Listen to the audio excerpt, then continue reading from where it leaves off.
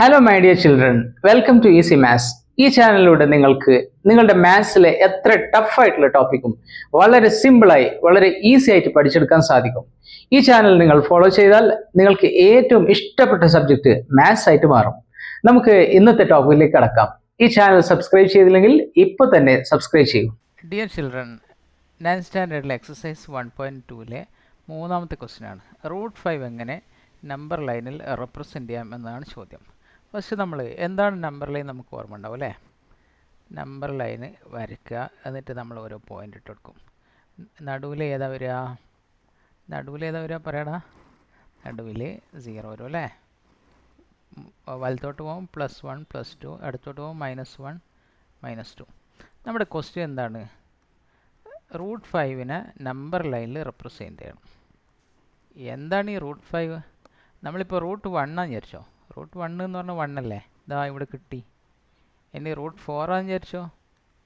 √4 എന്ന് പറഞ്ഞാൽ 2 അല്ലേ, ഇതാ ഇവിടെ കിട്ടി, നമ്പർ ലൈൻ റെപ്രസെൻ്റ് ആയി. പക്ഷേ ഇവിടെ ആരാണ് നമുക്ക് കണ്ടുപിടിക്കേണ്ടത്? √5 ആണ്. √5 എന്ന് പറഞ്ഞാൽ പെട്ടെന്ന് നമുക്ക് ഇതാ ഇങ്ങനെ അങ്ങ് കാണിക്കാൻ പറ്റില്ല. അപ്പോൾ നമ്മളവിടെ ഒരാളെ ഉപയോഗിക്കണം. ആരോന്നറിയോ? പൈത്തഗോറസ് എന്ന് പറയുന്ന അദ്ദേഹത്തിൻ്റെ തിയറം ഉപയോഗിച്ചാൽ നമുക്ക് എളുപ്പത്തിൽ കണ്ടുപിടിക്കാൻ പറ്റും. എങ്ങനെയാണെന്നറിയോ? പൈത്തഗോറസ് തിയറം അനുസരിച്ചിട്ട് ഞാൻ ഈ നമ്പർ ലൈൻ അങ്ങോട്ട് മായ്ക്കോണേ, എന്നാലും ഇവിടെ സ്ഥലം കിട്ടും. പൈത്തഗോറസ് തിയറം അനുസരിച്ചിട്ട് പൈത്തഗോറസ് തിയറം ഏതിനാണ് applicable? Right angle triangle.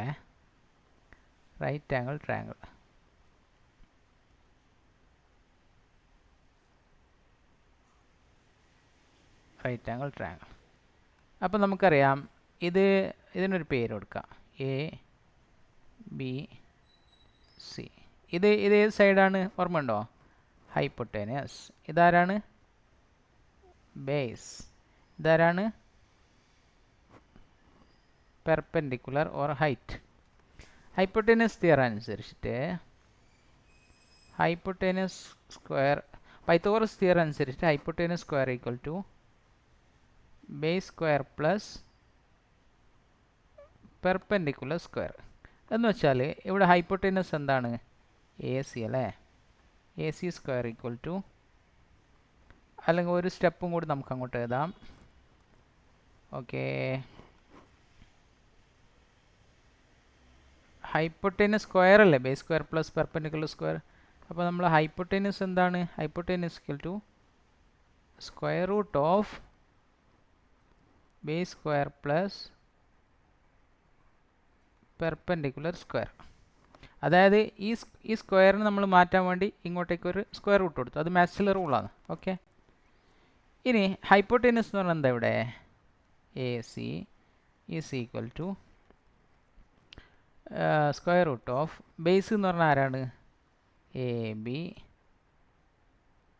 AB square plus perpendicular എന്ന് പറഞ്ഞാൽ എന്താണ്?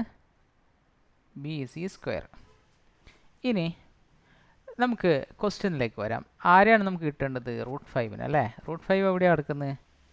ഇവിടെയാണ് √5 കിടക്കുന്നത്. നോക്കിക്കോളൂ. √5 ഈസ് ഈക്വൽ ടു, നമുക്ക് എന്ത് ചെയ്താണെന്നറിയോ? 4 + 1 അല്ലേ. റൂട്ടിന് പകരം റൂട്ടുണ്ട്, 5ന് പകരം 4 + 1 എഴുതി. സംശയമുണ്ടോ? ഇല്ല.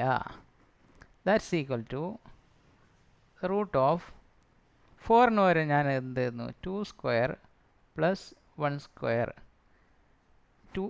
4ന് പകരം 2 സ്ക്വയർ എഴുതി, 1ന് പകരം 1 സ്ക്വയർ എഴുതി. രണ്ടും സെയിം അല്ലേ? സെയിം ആണ്.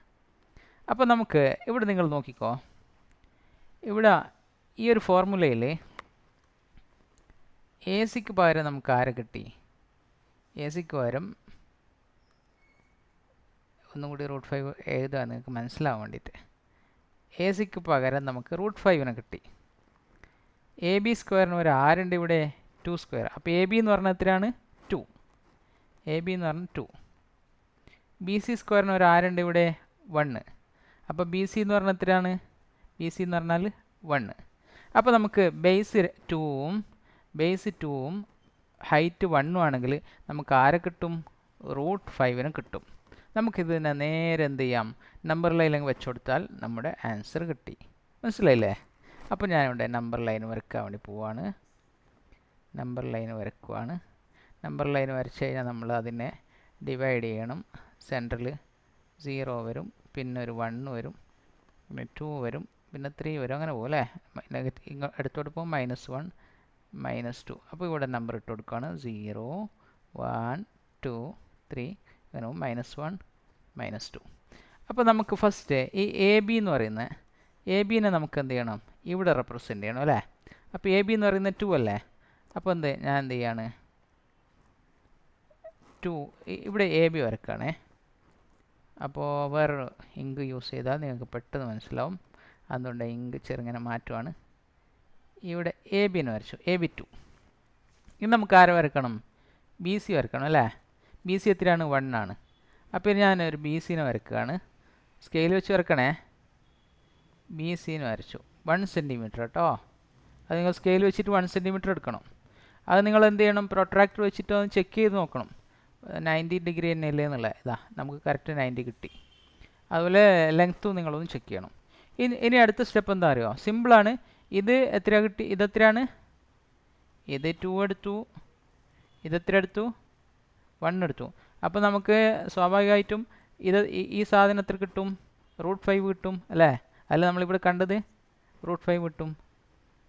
അപ്പോൾ നമുക്ക് അതിനൊന്ന് ജോയിൻ ചെയ്ത് കൊടുത്താൽ മതി. √5 കിട്ടി. ഇതെത്ര കിട്ടി, √5 കിട്ടി. അപ്പോൾ നമ്മൾ √5നെ ഈ ലെങ്ത്താണ് √5. ഓക്കെ. അപ്പോൾ ഇത് ഇവിടെയല്ലേ ഉള്ളത്, ഇത് ആകാശത്തിലേക്ക് പോയിട്ടില്ലല്ലേ. ഇത് നമുക്ക് ഭൂമിയിൽ ടച്ച് ചെയ്യിക്കണ്ടേ, നമ്പർ ലൈനിലേക്ക് ടച്ച് ചെയ്യിക്കണം. അപ്പോൾ നമ്മൾ എന്ത് ചെയ്യണം, നമ്മളൊരു പ്രൊട്രാക്ടർ എടുത്തിട്ട് അതിൻ്റെ കൂർത്ത ഭാഗം ഇവിടെ വെക്കുക, അതിൻ്റെ പെൻസിൽ ഭാഗം ഇവിടെ വെക്കുക. ഓക്കെ. എന്നിട്ട് ഇവിടുന്ന് ഇങ്ങനെ ഒന്ന് ടച്ച് ചെയ്ത് കഴിഞ്ഞാൽ ഇവിടെ ടച്ച് ചെയ്യുമല്ലോ. ആ ടച്ച് ചെയ്യുന്ന പോയിൻ്റ് ആയിരിക്കും √5 റെപ്രസെൻ്റ് ആയി. എന്തെങ്കിലും കുഴപ്പമുണ്ടോ, വളരെ സിമ്പിളായിട്ട് കണ്ടുപിടിച്ചില്ലേ. എനിക്ക് തോന്നുന്നു ഇതിനേക്കാൾ എളുപ്പത്തിൽ ഇത് എക്സ്പ്ലെയിൻ ചെയ്യാൻ ആർക്കും കഴിയുമെന്ന് അറിയില്ല. ഏറ്റവും എളുപ്പമുള്ള വഴി തന്നെയാണ് ഈ വഴി. അപ്പോൾ നമുക്ക് എന്ത് ചെയ്യാം, എക്സസൈസ് 1.2 കഴിഞ്ഞു. ഇനി നമുക്ക് എക്സസൈസ് 1.3യുമായി വീണ്ടും കാണാം. അതുവരെ ബൈ ബൈ.